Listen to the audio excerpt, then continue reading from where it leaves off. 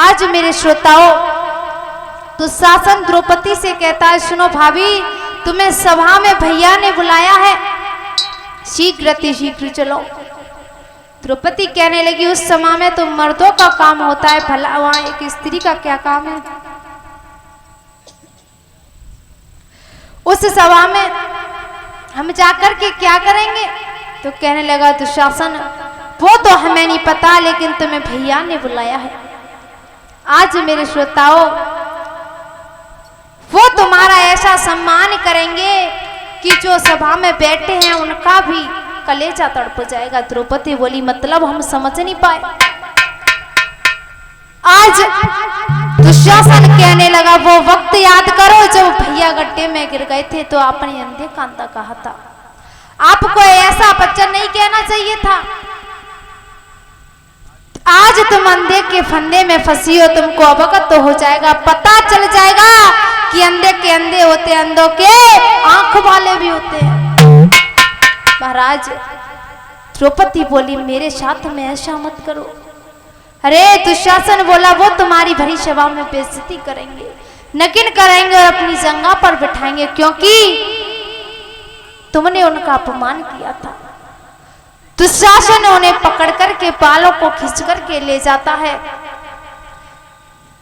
तो द्रौपदी अपने देवर से कहती है, और क्या कहती है द्रौपदी?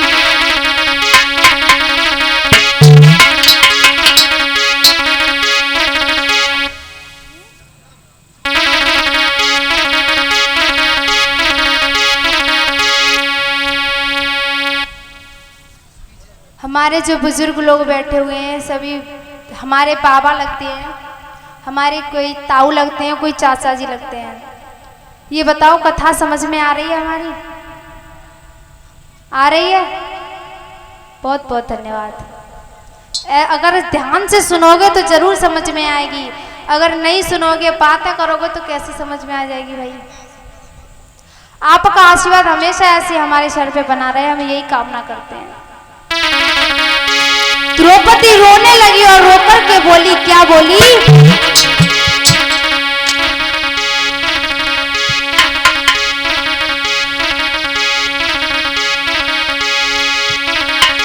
कि देवर जी तुम क्या करते हो,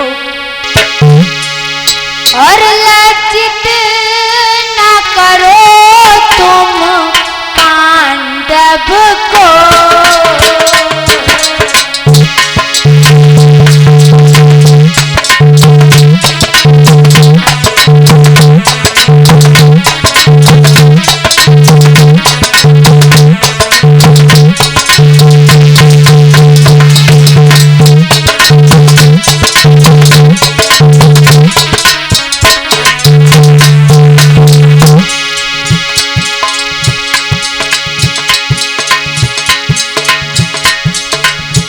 द्रौपदी बोली, और क्या बोली द्रौपदी?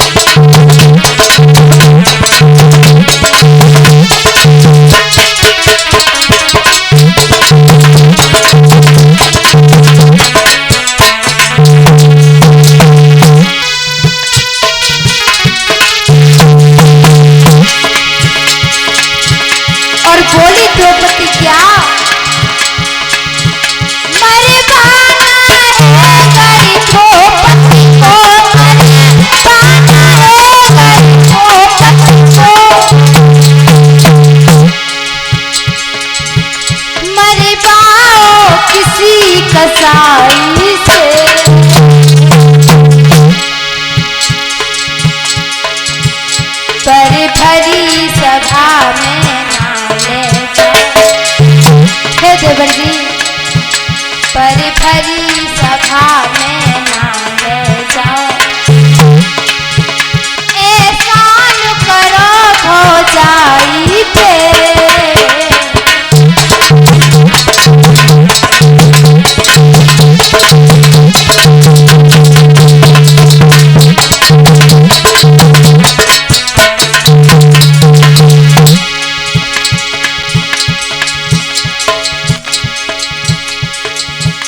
रोने लगी द्रौपदी। रोकर के बोली दुशासन अगर मुझे मरवाना चाहते हो तो किसी कसाई के हाथों मरवा दो, लेकिन मुझे भरी सभा में इस तरह से बेइज्जत मत करो।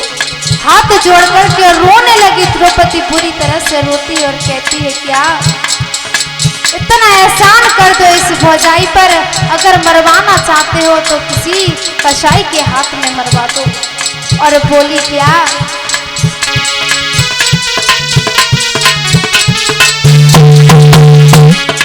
और हमारे जो कमेटी वाले भैया हैं, जो संत भगवान आए हुए हैं, इनके लिए भाई आसन एक तख्त बिछा दो, इस पे हमारे संत भगवान बैठ जाए। और राधे राधे बाबा जी। बोली द्रौपदी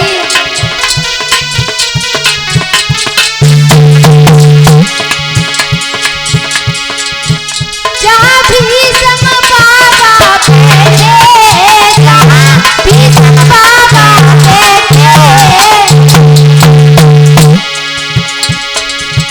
वहाँ कैसे मुख दिखलाऊं, मैं तो कसम खाए रही ईश्वर की। हे देवर जी मैं तो कसम खाए रही ईश्वर की, मैं तो बिलखी बिलखी मर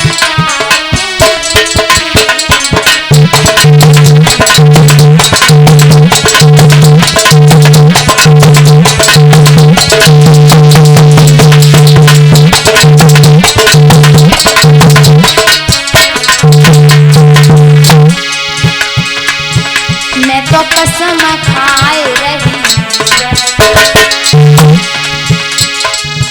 मैं तो बिलखी बिलखी मर जाऊंगी।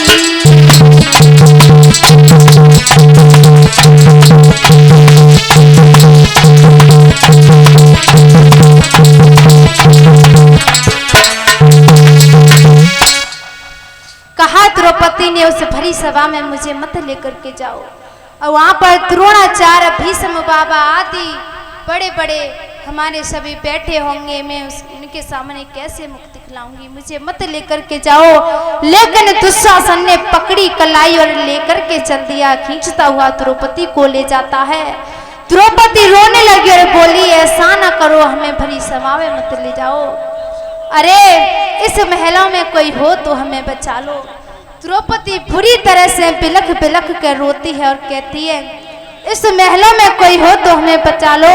कहाँ गई मैया कुंती, हमें बचा लो मैया। और रो कर के बोली क्या